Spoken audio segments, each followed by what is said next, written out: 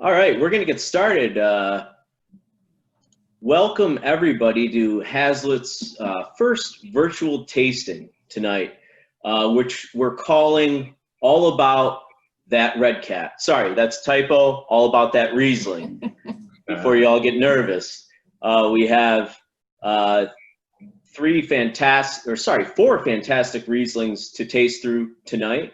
We certainly thank you guys all for purchasing those, and we truly hope you're going to enjoy them.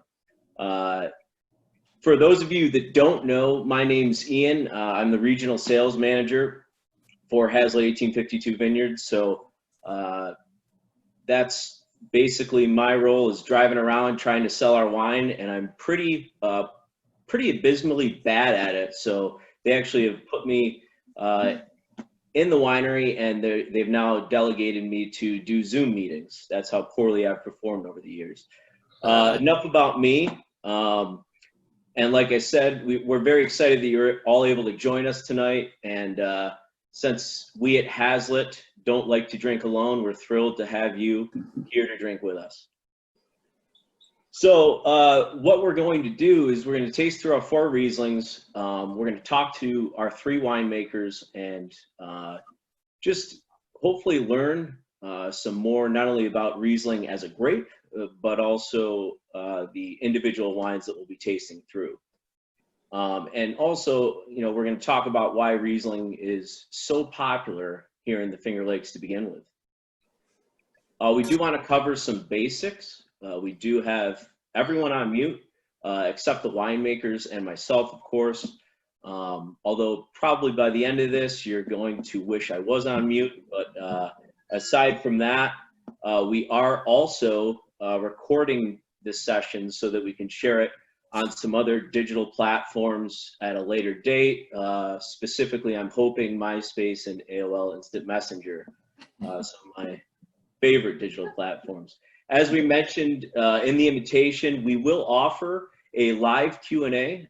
So feel free to use the chat box as we go through this. And if any questions come up, we will try our best to answer them. We are a little constrained for time, but anything we don't answer, we will actually follow up with answers to those questions basically via email at a later date. Speaking of the chat box, let's make sure it's working. So can at least one person do me a favor and answer the following question in the chat function at the bottom right-hand corner of your screen. Are you ready to taste some of these amazing Rieslings? Yes, I see it. Perfect. I don't see a no, so that's a plus. Awesome. So we'll get started with some introductions. First, we have Tim Benedict, who is Vice President of Wine and Cider Making. Tim, how's everything going? Well, it's going great, and welcome everybody. It's good to see you all. Good to see some familiar faces out there, and we're happy to be with you tonight. It's been a really interesting summer, and we're really looking forward to this harvest with all the good sunshine and heat that we've had. It's looking like we're packing in those heating degree days, the good growing days, and even though we probably could use a little rain, I'm really excited about how the grapes are looking and how we're leading into this harvest season. Thanks, Tim. Michael Reedy, who is our vinifera winemaker. Welcome, Michael. Thanks for stopping in. Yeah, I mean, you caught me at my house, so yeah, things are great. It's a nice little respite from the heat.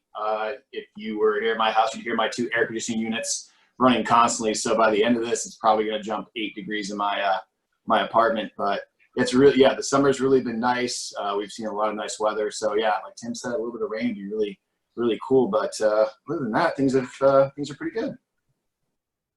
Fantastic. Last but certainly not least, we have our cider and wine maker, Rob Dignan, out of the Naples, New York facility. What's happening, Rob? Hi, everybody. How's it going out there?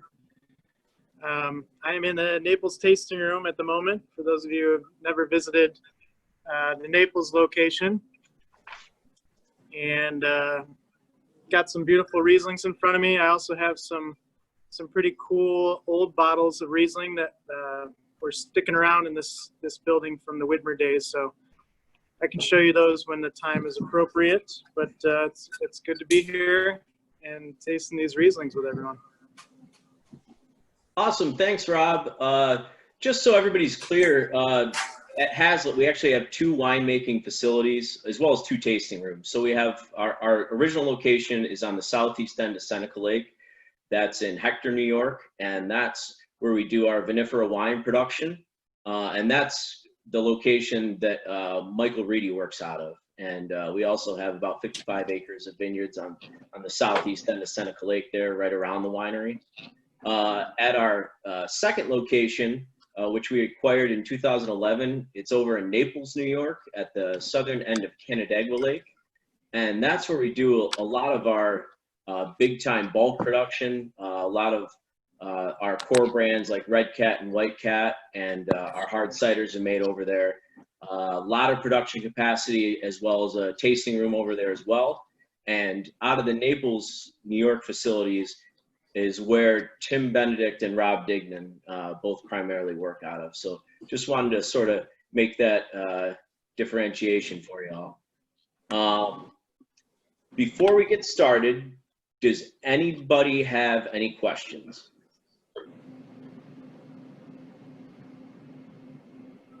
Doesn't look like anybody's using the chat box, so that's a good sign so far.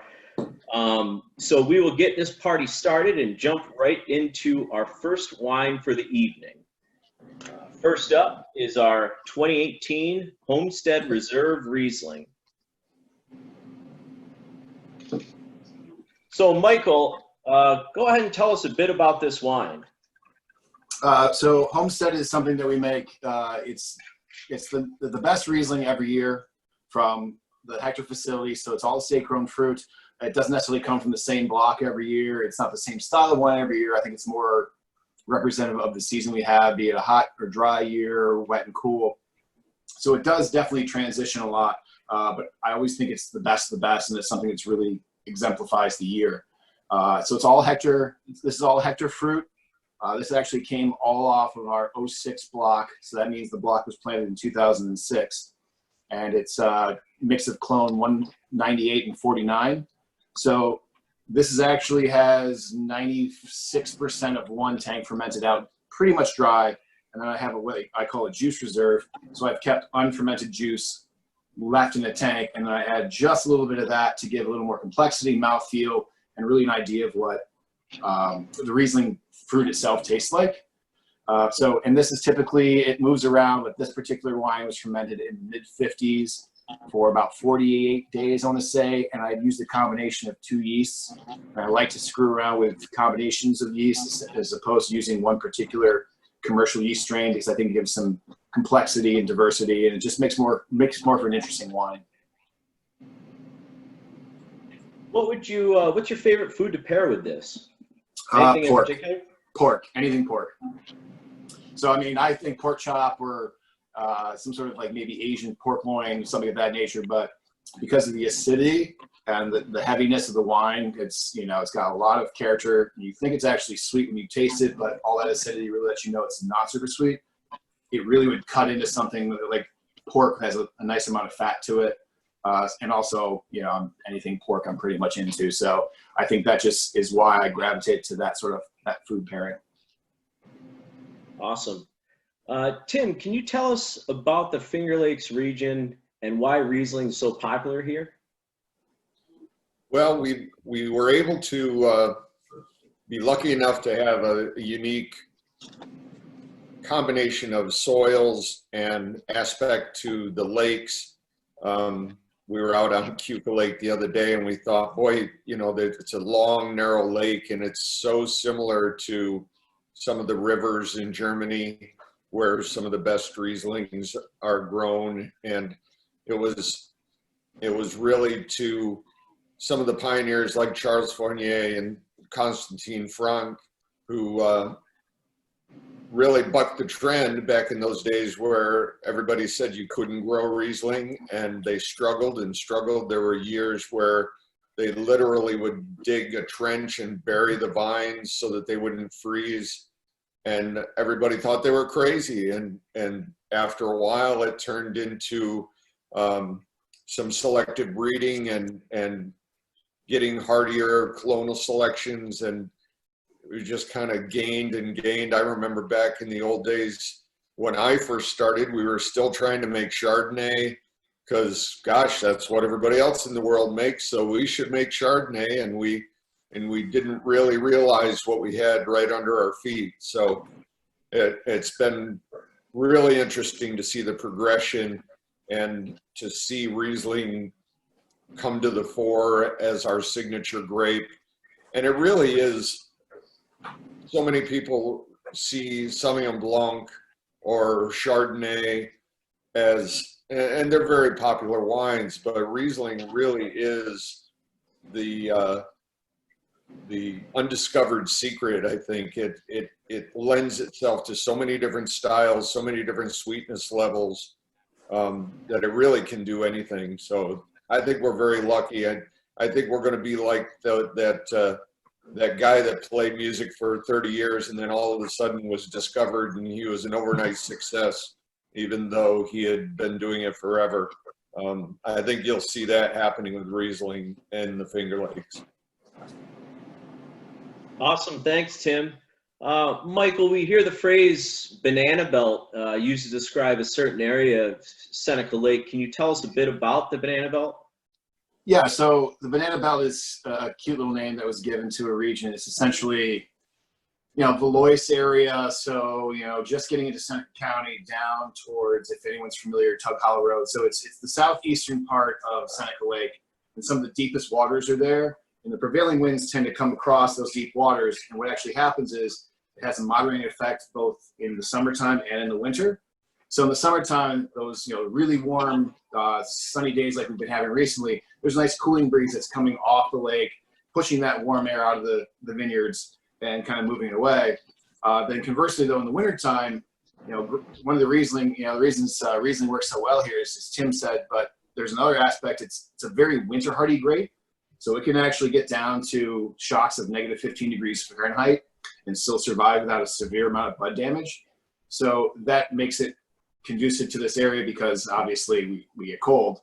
But when you're sitting in the Banana Belt, that lake, it froze over when, maybe 5 years ago, but that was the first time it had frozen over for the most part in 50 years. So that wind comes across and picks up warm air off the lake and pushes it into the vineyards and gets rid of some of that cool air and keeps the air moving to keep things, a little more temperate in the wintertime. So it's a double-edged sword in that aspect.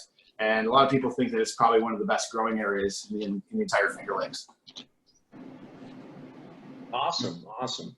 Does anybody have any questions on the Homestead Reserve Riesling before we move on to the next wine?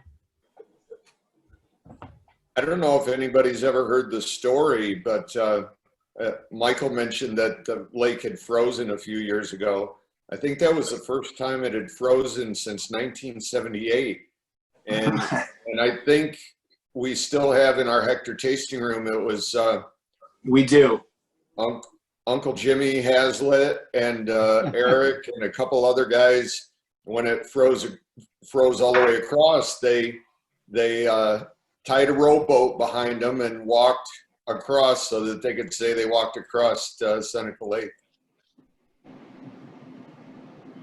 Michael, could you talk a little bit, before we move on to the dry Riesling, because this is an important point across all these wines. Can you talk a little bit about the subjective nature of what people taste and what people smell, and how important it is that everybody's palates and nose are a little different? Of course. I can pontificate on this all day long. My biggest thing is I hate tasting notes. And I know everyone likes it. It's a good entryway to start to understanding wine, but one of the biggest things you can do is hinder a new person that's getting into the idea of tasting wine. We all have the same hardware, but we're wired differently. So my cherry might be somebody else's raspberry or somebody else's strawberry. So none of us is wrong. And that's the biggest thing about everything. So whatever you're tasting, you're not wrong. You're tasting exactly what you know, and it's within your construct of understanding things. So one of the worst things you can do is say to a person, you know, oh, whatever you say you're tasting is not an appropriate thing. There's no ginger in that. There's none of this or that. You don't know what they're tasting, because in the end, winemaking or wine drinking is a completely hedonic and subjective experience that is meant for the consumer, and we're all doing this for enjoyment. So I think a good way of, like, if you really want to talk about what you taste, talk in broad terms. Say things like palm fruit, which is like, oh, that's things like cherry, or like apples and pears, or stone fruit to get into cherries and things of that nature. So there's all that, but you know, none of us is wrong when we say we taste things, because that is what our brain goes to, and particularly smell is the most linked sense connected to memory. So your brain might kick off on something because you really like a wine and it reminds you of a cherry pie that grandma made back, 30 years ago. It might not taste like cherry, but your your emotional response goes to that. So you attach something as a positive element to it. So, we actually, we steer clear of our tech sheets definitely have tasting notes on it, and that's kind of what I get. But if you look at the back of our labels, there's absolutely no, declaration of what you should be tasting, what you should be smelling. So, it's all personal experience. So that's what I always tell people. So really, there's no wrong answer, which is truly that. Yeah, there really is no wrong answer. There really isn't. So we do have a great question coming out of the chat box. Is it true that we select a special section of grapes to use for our homestead? So yes and no. We have, let's see, 6 blocks in production with more coming on.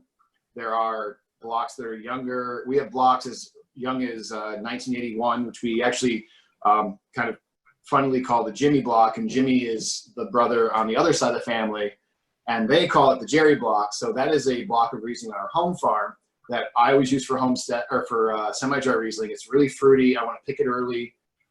Then I've got the older blocks, stopped planted in 2006, that I really like, and but it moves around because things what happens with, especially in the Finger Lakes, soils change, aspect change. We can have a block that's planted in 05 here, and a block up the hill is planted in 06. So very different drainage, can be very different soil types. So there are definitely blocks that I prefer. And going in, I have an idea what I want to do or what blocks I think are the best. But every year it does move around. So like I said, the 2018 homestead was all 2006. I can remember, I want to say it was maybe 2014 or 13. It was the 03 block. That was just for that year. That was what was most representative of the year, highest quality fruit. And, I just thought it was the best wine. So there are definitely, I don't necessarily pick and choose the blocks. I mean, everyone's got a favorite kid to some degree if you've got kids. But, you don't want to just immediately eliminate something from contention of being the best wine that year. We treat everything the same way, viticulturally through the winemaking process. But then when you get into the cellars, even when I taste the juice, I can have an idea where I think I want to go with something. So, but there are blocks that are favorites, if you will.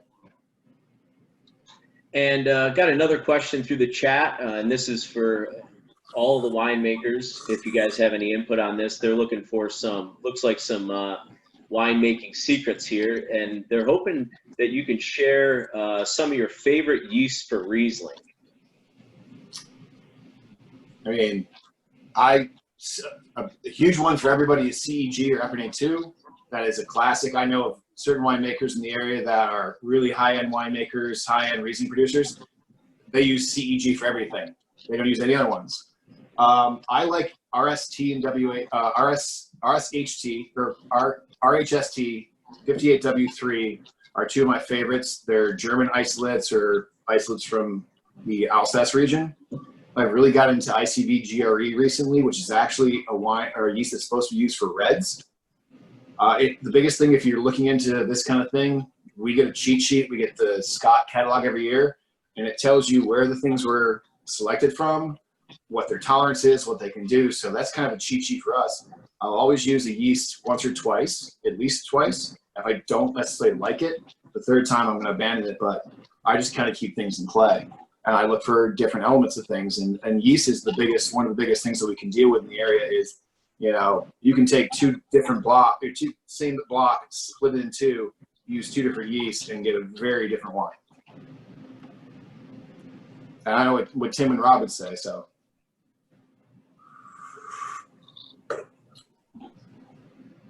So we're going to go ahead and move on to our second wine here with our dry Riesling. Hopefully everybody enjoyed the homestead. But with the dry Riesling here, this is the 2018 vintage, and Michael made this as well. So Michael will keep on talking and chat a little bit about the 18 dry Riesling. So a big difference, it's not to say every year homestead, typically I find a tank I like the best. There's sometimes a fair amount of blending, but there's usually a tank that stands out to me as I like the most. Then I move to looking at dry Riesling, and the dry Riesling typically is a blend of anywhere from 3 to 5 different lots. This particular dry Riesling was made from 4 different lots. 3 of them were inoculated and 1 was not inoculated. So what I mean by inoculated versus non-inoculated, you'll hear a term a lot of times, they say natural fermentation. Well, all fermentations are natural. It's a matter of if we introduce a commercially purchased viable strain into a wine. So 3 of the particular lots I added yeast to and let them ferment out. There was 1 lot that I use as a juice reserve, but I set it there, and after I used off my juice reserve, I just let the tank warm up and let it start fermenting naturally. But I let it start fermenting, and typically what's happening is once you've introduced commercial strains into the winery, they're dominant, so they're going to be the ones that are going to start taking off. So I don't really know what yeast particularly fermented the last bit of the dry Riesling in 2018. That being said, I stopped it early, and then I used that to go back and add some nice texture and mouthfeel. The homestead tends to be a little more austere, a little more high in alcohol, a little more ripe and extracted, something that's meant to be kind of aged and let go. The dry Riesling is meant to be something that's dry, but not bone dry, with a good amount of fruit and nicely approachable, but definitely not on the sweet side. So this one came from, this is all Lamro Farm. I want to say it's a combination of our 2012 block, our 2006 block, and our 2003 block. And 2018 was actually a very particularly challenging year for the winemakers in the area. It wasn't that warm, wasn't that great of a summer, nothing like we have now, all this dryness and heat. And after that, it got really wet and rainy. And there was a lot of rainfall, which potentially caused a lot of problem for winemakers. So you get a lot of things like watering down of your must, your juice. You get potential risks with diseases and whatnot, and quality fruit coming in. So we brought the stuff in relatively clean, which is a great testament to our vineyard crew and bringing in nice quality fruit. And and surprisingly, actually, the homestead garnered itself a 92 and a 90 from two great wine publications, and the dry Riesling got an 88 and 89. So even in challenging years, we can really, that's another reason I think Riesling is great in the area. Even in challenging years that people can be pulling their hair out, you can bring in fruit and make really, really nice wines.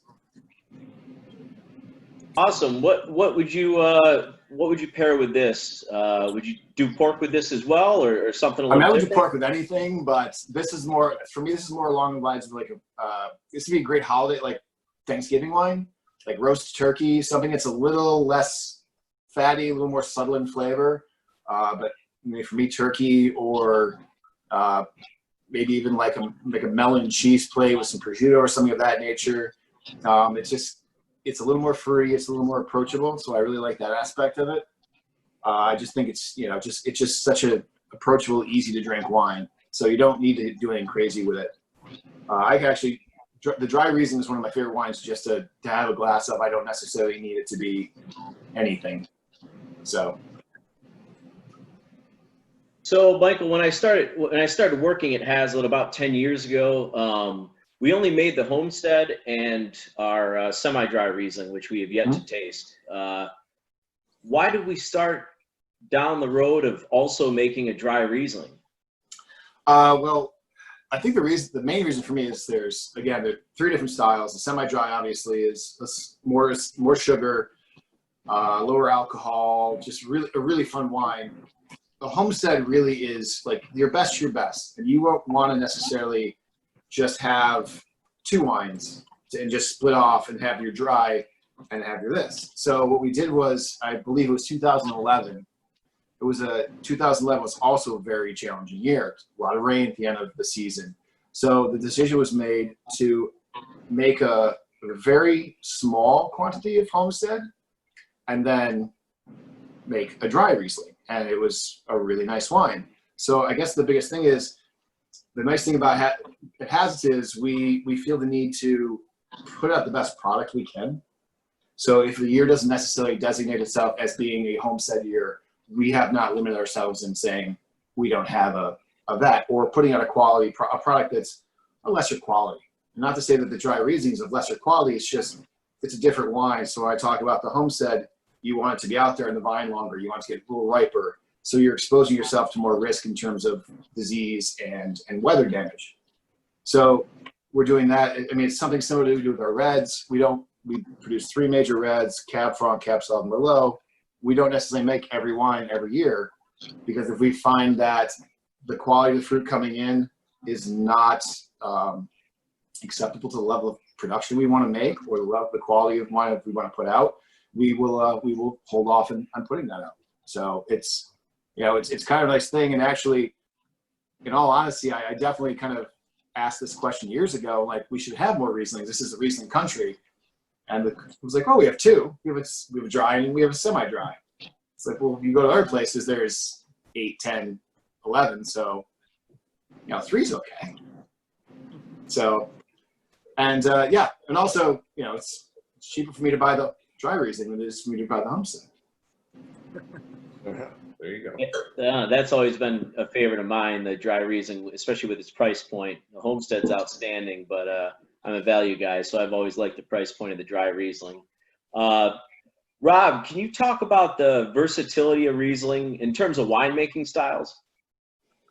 Sure, absolutely. So one of the best parts about Riesling that Michael touched on a little bit is the acidity. So it usually holds on to a pretty high level of acidity right through harvest time.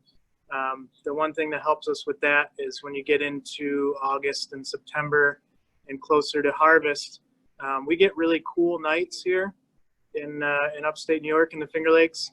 So the grapes are still ripening during the day. You've got a lot of heat and sunlight, which is great to get those sugars up. But as the sugars rise, the acid drops when the grapes get riper. So with the cool evenings, that really helps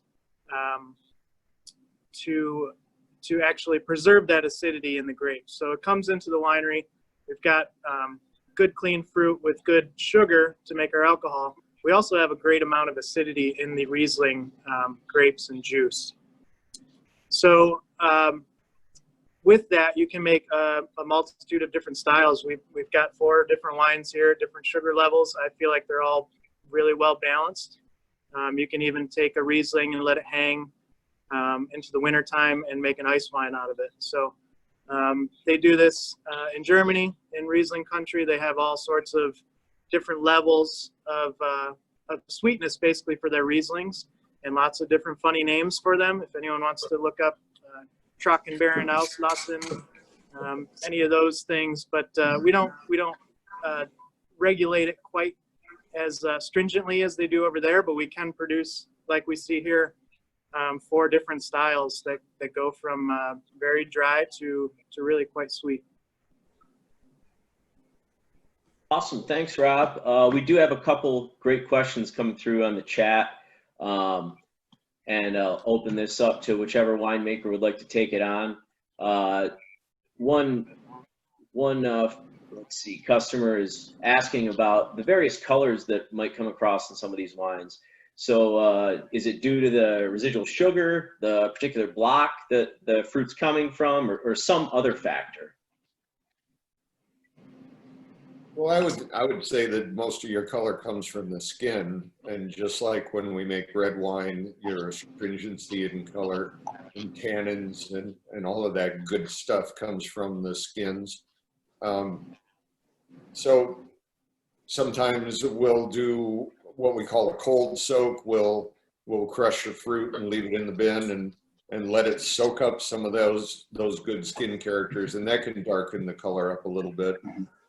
There are even, you know, when we talk of all the different Riesling styles, there are some folks that, and I think about the Eastern Europeans and their clay amphora buried in the ground. And they just put all the grapes in there and everything and just leave it there for months, and it comes out all dark and orange. And I'm not a fan, but it's a style, and you know, there's room for everybody. But I would say that most of the color differences comes from the amount of time that the crushed fruit is in contact with the skin. Yep. I am a fan of that style. Orange wines are amazing. Yeah, I think Tim's right. A lot of it is skin contact. And you think of it this way, a perfect way of looking at it is you bite into an apple, you leave that apple for a couple minutes, and that's brown. So there's an enzyme called polyphenol oxidase. So sorry to get nerdy there. But what it does is it reacts with phenols and other sugars, so it'll turn color. And perfect example is over time, not even in a white wine, which will give you a color change over time, or with skin contact in a particular year, you know, get a brand new red wine, look at the color on a white piece of paper. There's a lot of blue, there's some reds, and that's like the whole thing that's happening there. As those colors are changing, you're going to go into like a brick red and brown colors. So yeah, over time, just the enzymes, the natural process, wine's a living thing, so it's going to keep changing. So every year's a little different, and what you're going to see is just kind of representative of that particular stuff. Great. Got another good question from the chat, and Michael understands bricks and pH, but he's asking, what does G/L TA tell me? So G/L is grams per liter TA, so that's your total acidity. So TA is something that we look at in terms of, it gives you an idea of how much, and this is in terms of tartaric acid, so it gives you an idea how much acid is in the wine. The funny thing though is when you look at TA, you can have two wines that have the same TA, so total acidity, or titratable acidity is another name for it. You could have different pHs, and the wine with the lower pH is going to come across as more acidic typically, based on if they have the same sugar levels. So pH is really the thing that really gives you the acid pop. But that's what TA means, is literally grams per liter. So for every liter of wine, there's this many grams of tartaric acid in the wine. So, and it's a big thing for us at harvest time, or going to harvest. What we do is look at, we're constantly taking samples, and as the grapes ripen, your sugars are going to go up, your bricks are going to go up, and you're going to see your TA drop. And you kind of watch that, and it's going to get to a point where you decide, who's your friend, Ian? I don't know. Might be White Cat. Might be White Cat. So yeah, that's essentially what that means is, TA means it's the amount of titratable acidity in a wine. So that it's at the simplest level. So, you know, the dry Riesling has TA, both these wines, I actually have the text sheets in front of me. Both these wines have 8.3 liters, or 8.3 grams per liters TA, and very similar pHs. But to me personally, I get more acidity out of the Homestead, even though it's got, you know, it seems a little more ripe and got a little more weight to it. Awesome. So we're going to move on to the next wine in our lineup here. Hoping you guys all enjoyed the dry Riesling. Next up will be our 2018 Riesling, which is done in a semi-dry style. So Tim, give us some background info on the semi-dry. And before we get going, and one more thing on acidity, I always like to explain it that, and it's similar to electricity and volts and amps and that sort of thing. So total acidity is the amount of acid, and pH is the strength of the acid. So you could have a little bit of acid that's very strong, or you could have a lot of acid that's not so strong. So we always test both of those things, and they both contribute. So semi-dry Riesling. Semi-dry is by far our most popular, best-selling of our 4 Rieslings. It's kind of like the Goldilocks Riesling. It's right there in the middle. It's just right, and it's really good with. Well, I think with food, with Riesling that's a semi-dry, I think you want to think spice, because now you have a little more sugar, a little more sweetness that can cut through some spicier foods like Indian or Asian. Michael mentioned pork, and pork is good. Anything wrapped in bacon, I would go for that. But even like duck or crab would be good. And of course, Cornell chicken. I mean, anytime this time of year you go anywhere, you can smell Cornell chicken cooking. So that's our semi-dry Riesling, by far our best seller, and really has a broad appeal. Yeah, we actually have an interesting food pairing recommendation. This goes back to the dry Riesling from Christy. She recommends dipping bacon in your Riesling. So I think that's Sounds good. Yeah. Absolutely. Yep. Yeah. I mean, great. That's probably a good recommendation. So Michael, how did the vineyards look up to this point, at least in hectare? From what I've seen, so here's the question is always like, oh, it's super dry. It must be so good for the grapes. So is our vineyard manager John Santos would say, here's the equation you need to remember: 6 CO2 plus 6 H2O yields 1 molecule of C6H12O6, which is 1 molecule of sugar. We've got all the CO2 we need. We could use a little more water. So the amount of rain we've had the last couple of days, especially yesterday, which was a nice drenching, like a nice soaking rain, that's exactly what we needed.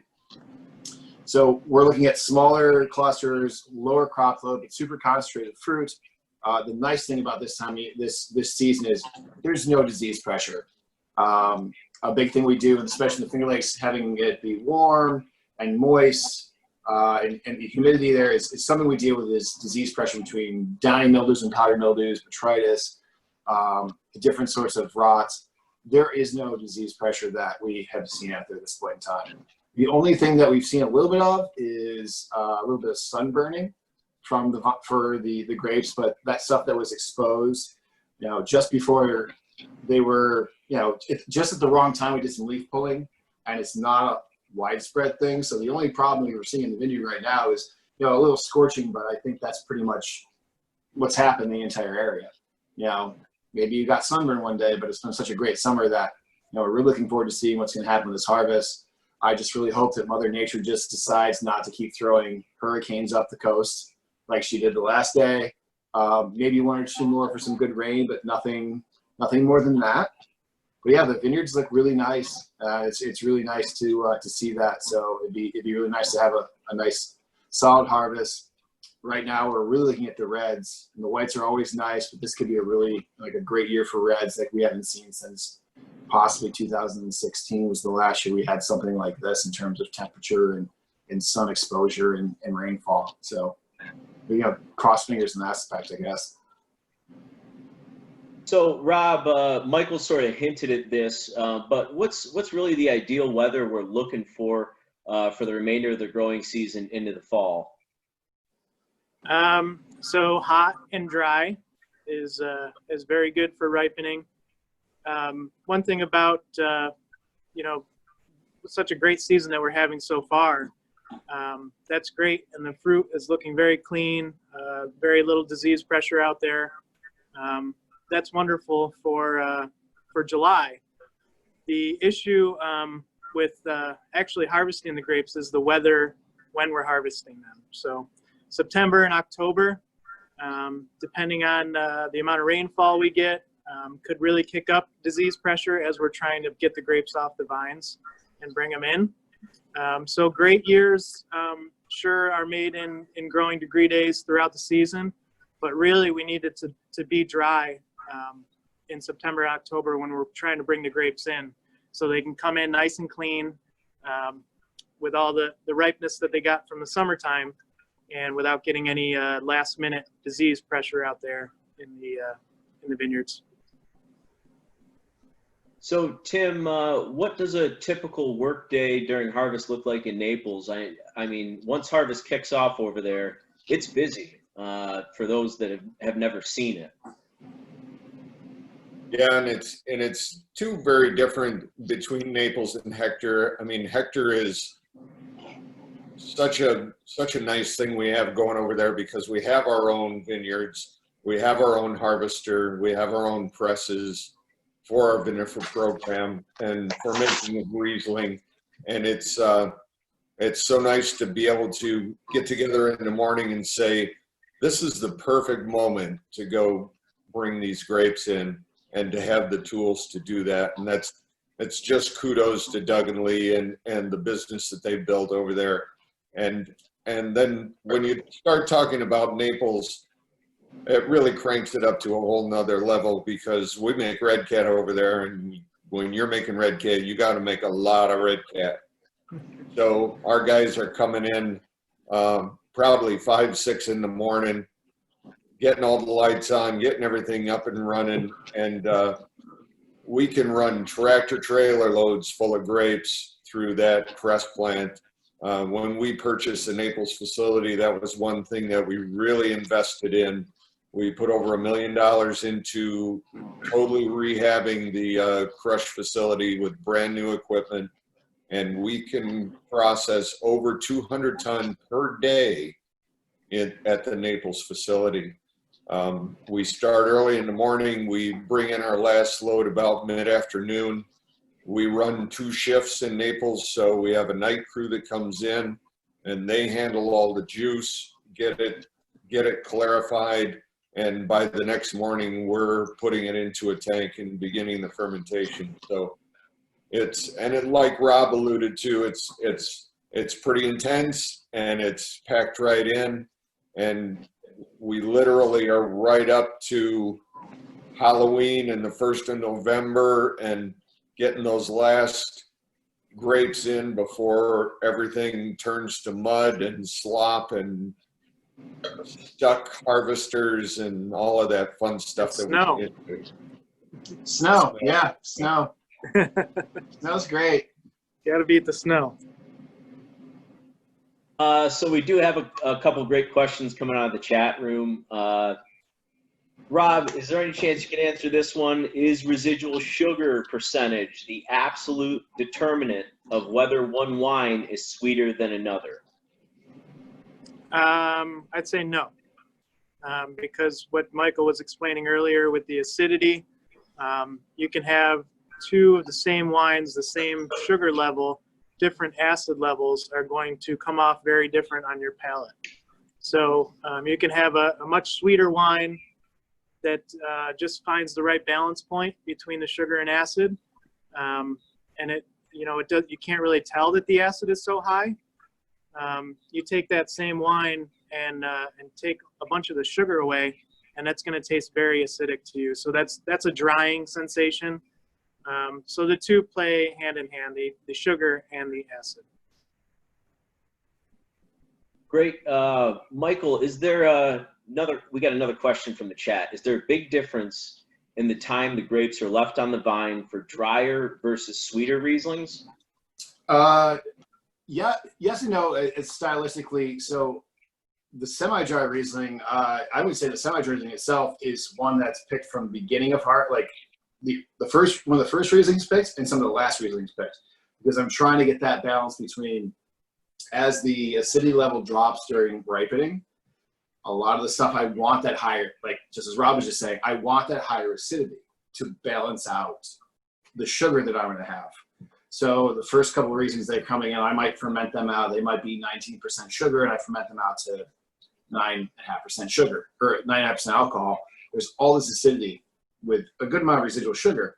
But then as I bring in fruit layer, because I want some of that tropical fruit, some more ripeness, some more just depth of character, they're going to be fermented out to balance those wines out, and they all go together. So I would say for something like semi-dry, which is such a vast conglomeration of all the vineyards we have to make that well-balanced, sweet but not cloying wine, that's definitely a case. With the dry Rieslings, typically, yeah, the dry Rieslings and the Homestead are a little later in the season. I want some of that acidity to go away because I'm not going to have the sugar to balance out that acidity.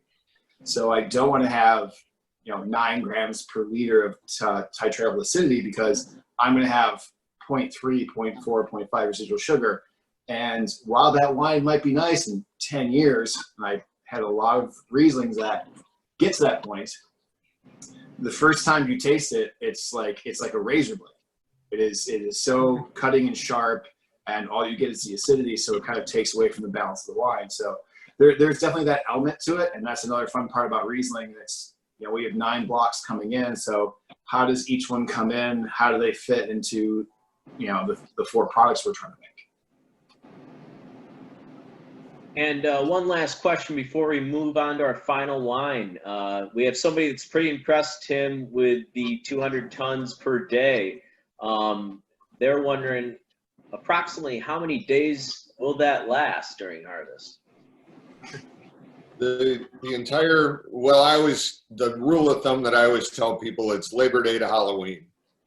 So if we're lucky, and in that aspect, I don't think we're going to be lucky in that aspect this year because of the heat. We usually try to give the guys their long weekend for Labor Day and then just get right after it. But we'll see. We'll see whether we can get our Labor Day weekend in this year. And then it's about a 6-week window. And by the time you get to Halloween, I've been snowed down a few times on Halloween. And you might get another week after that, but boy, if you aren't wrapping it up, you might be in trouble. Awesome. We will finish off the evening with our final wine, which is our sweet Riesling. This is also our newest wine to the Hazlitt collection. We just started making this wine this year. So, Rob, tell us a little bit about the sweet Riesling. Sure. So, sweet Riesling, like I was saying, with the acidity of the Riesling grape, you have many different options. This one we've taken up quite a bit higher in sugar past the semi-dry. So it's 5.5 or so residual sugar. It's only 10.3% alcohol, which is really nice, especially in the summertime. Makes a nice little sipper. You can kind of enjoy at your picnic table or whatnot. It comes in the lovely blue bottle, which everyone loves the blue bottles and want to pick it up and touch it and then drink it, hopefully. But it's a fun wine. It's a great entry point for people that may have only ever drank Red Cat or White Cat and want to know what the whole vinifera craze is about. So they can get into the sweet Riesling and kind of feel their way into more of a, starting to get into a drier vinifera style wine.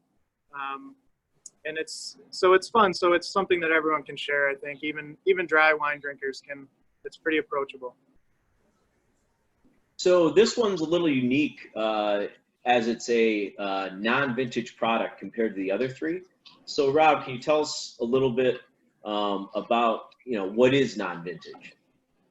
Well, vintage date is the date that's printed on the bottle, and that's the year that the grapes are grown. So this being a non-vintage, it's a blend of a couple different years of Riesling. It actually, part of why we came up with this blend was we had kind of a glut of Riesling sitting in tank, and we didn't want it sitting around forever. We'd rather find a home for it, get it in a bottle, and let people enjoy it. So we took some of the blends that would have gone to semi-dry normally, and just sweetened it up a little bit. While we're on vintage day, I had a teaser earlier, but one of my favorite parts about working in Naples is the history here. This building was started making wine here in 1887.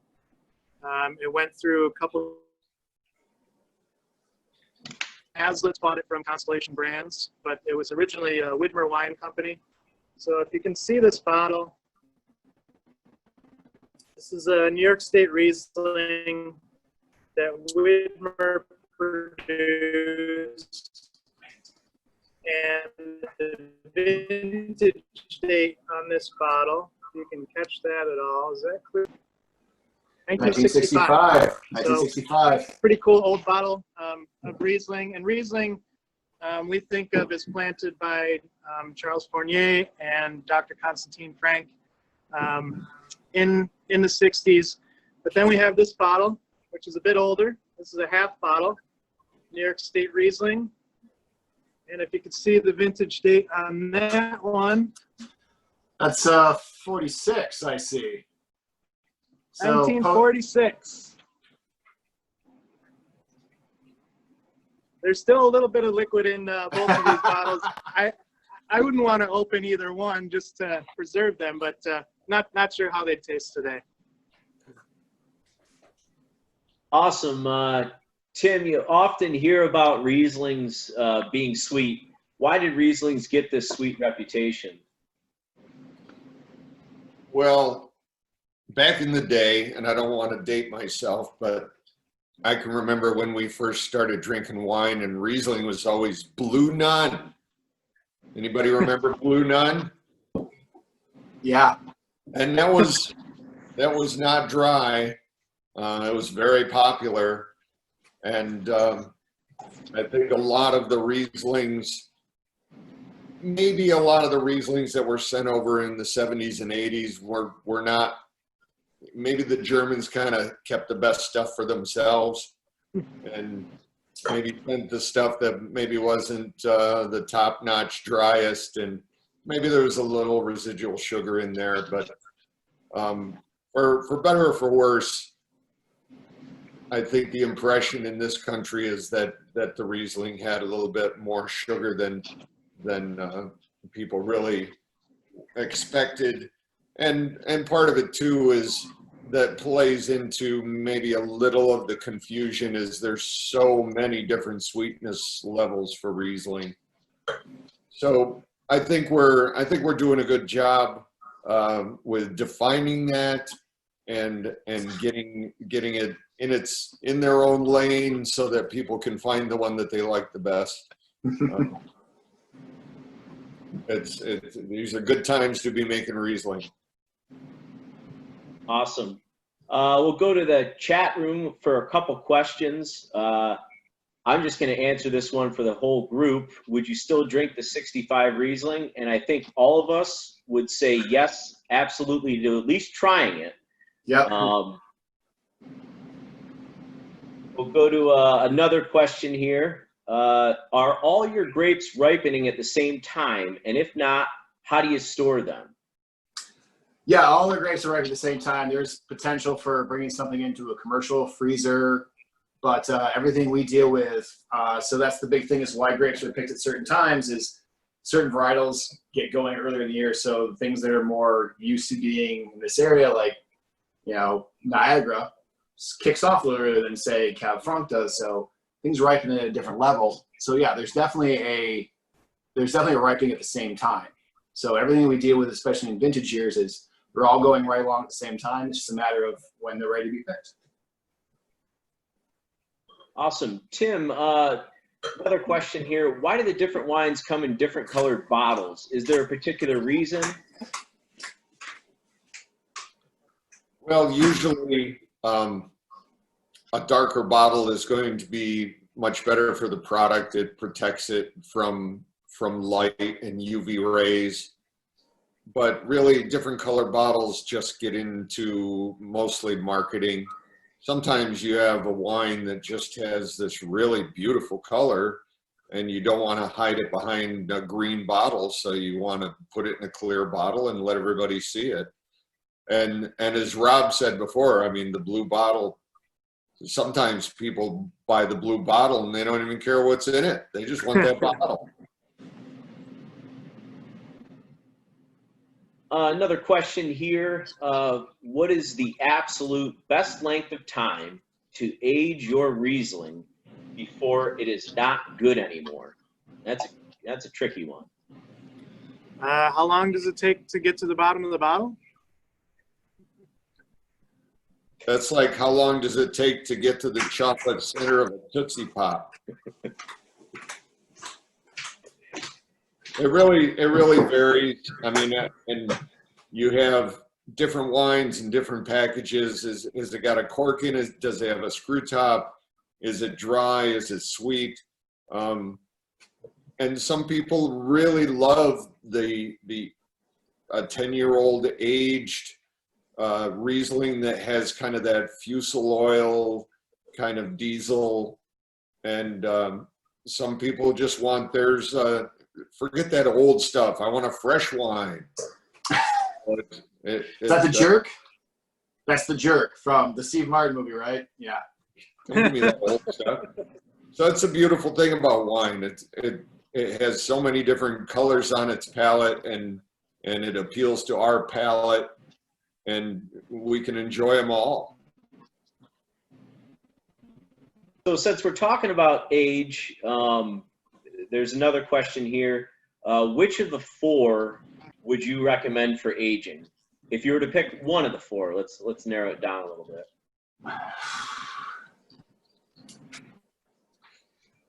I mean, for me personally, it's gonna be one of the ones with the little less sugar. So it's gonna be the drier. This Homestead, I would really particularly like to see what the dry is gonna come upon, because I think the dry is actually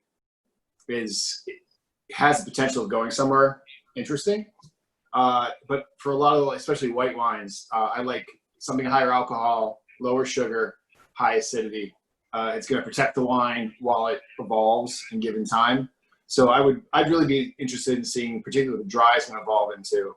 But I would probably say the Homestead as well. Those would be the two ones I would be looking more at doing aging. But you know, I've had semi-dries from 10 years ago that are just oh, I did not even expect that. So I think it's just whatever wine you like, and just decide, you know, just put a bottle somewhere and forget about it for 10 years or something.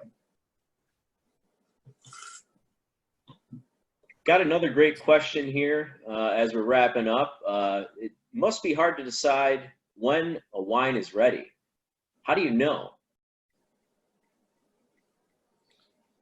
A wine that's already in the bottle in your cellar when it's ready? They weren't that specific, but Well, I got it. Okay, here's what you do. First, you buy 2 cases, and then every few months you pull one out and you drink it, and then the next month you pull another one out and you drink it, and at some point you'll find out. But you got to buy those 2 cases. Actually, they did specify grapes specifically. How do you know when the grapes are ready for picking? You taste them. Yeah. For everything that we do, and we have a lot of technology, and we have very cool labs, and we can test all and get all these numbers. You got to go out there and taste them. And that's the final measure. Yeah, Tim's completely right. And we track every year. We look at, you know, as the grapes get, you know, more sugar, the acidity drops. We look at where things are getting to, but every year's a little different. Warmer years, the sugars get higher and the acidity gets lower than the maturation of the flavors. So you've got to play that thing. Riesling's a great varietal to express that with, or Gewürztraminer as well. You know, you might get to a level of, you know, number ripeness, but the flavors aren't there. So you just you push it out and you gotta do what you gotta do. So yeah, it's definitely what the grapes taste like, because, you know, that's the one thing we've done countless times over and over again. You just know what that grape tastes like when it came in and made that really pretty wine. What's the old saying? It's you can make a bad wine out of good tasting grapes, but you can't make a good wine out of bad tasting grapes. I think the vineyard managers say something something similar to that, but it's along the lines of you know, you can make a decent wine out of bad. Wait a minute, you can make basically winemakers can screw things up. I think that's what the vineyard guys say essentially. You can make a decent wine. You can make a decent wine. You give the winemakers good fruit, and their job is to just not screw it up. Right. Yeah. Awesome. Well, if people don't mind sticking around for any last minute questions, we're at it's 8:02 right now. And if you have any other questions and you don't mind sticking around, we can get those answered for you real quick, hopefully, and then you know, go about our evening. So I will say one thing. I saw a question up in the corner. I do remember 3-liter Red Cat bottles. They were a pain in the ass. You had to fill them by hand, take a champagne cork, and drive them in there with a hammer, and then dip this 3-liter thing. It's basically a gallon of this molten wax. It was a pain in the ass. But yes, I remember those very distinctly. They were originally designed for, because I remember when we started that, they were originally designed as promotional items to display in liquor stores. And then there was people that were like, oh my God, I have to have one. I remember a Case Club party where a guy actually bought one and walked around and drank the whole thing. I remember that too.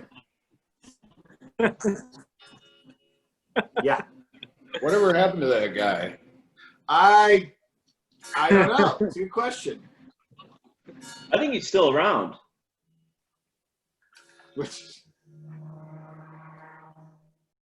So Well, I'm not really. Don't forget. This was great. I want to give kudos to Rob and Michael. I mean, these are two guys that are a couple of the most talented winemakers in the Finger Lakes, and I'm really proud of them. They've both come out of, you know, I started back in the day where we just kind of did it as we went and tried to figure it out. And the Finger Lakes has come on to have some very good collegiate level programs, and these guys have both come out of those programs, and we are so proud of the fact that we in both facilities are able to make wines at a high level. Red Cat just got a double gold medal. Red Cat did. So that just goes to show that, you know, if you make good wines, it doesn't matter what the style is. And I'm really happy about Rob's work with hard cider. He's really devoted himself to be our rock star cider guy. And if you like Riesling, you probably should try some of our hard ciders. Those are they're lower alcohol, and you can have a few of them and still enjoy yourself. And we put into our hard ciders the same type of thing that we do with Riesling, and I think it gives us a distinct advantage to be able to put a winemaking sensibility to making hard ciders. And our vinifer program, John Santos, our vineyard manager, and Doug and Lee, you know, with their leadership, these are good times to be making wine in the Finger Lakes. So thank you to everybody. Cheers. Thank you, Tim.